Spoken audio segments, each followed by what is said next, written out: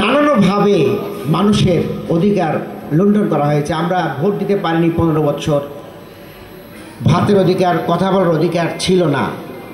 অথচ এই মানবাধিকার হলো মানুষের জন্মগত অধিকার, এটাকে ক্ষুণ্ণ করার কোনো সুযোগ কারো নেই। এই অধিকার বাস্তবায়ন করার দায়িত্ব স্বয়ং রাষ্ট্রের, কিন্তু আমরা দেখেছি এই রাষ্ট্রই অনেক সময় এই অধিকার থেকে জনগণকে বঞ্চিত করে।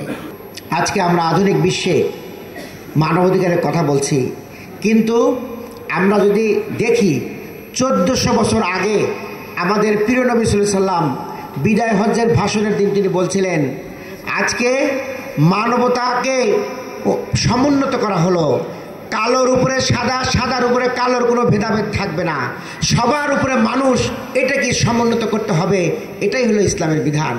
আমরা মনে করি এই বাংলাদেশ এবং পৃথিবীতে যদি মানবাধিকার নিশ্চিত করতে হয়, তাহলে ইসলামী অনুশাসন, আল্লাহ এবং আল্লাহ রাসূলের সেই বিধান অনুযায়ী যদি আমরা চলতে পারি, তাহলেই শুধুমাত্র মানবাধিকার নিশ্চিত করা হবে।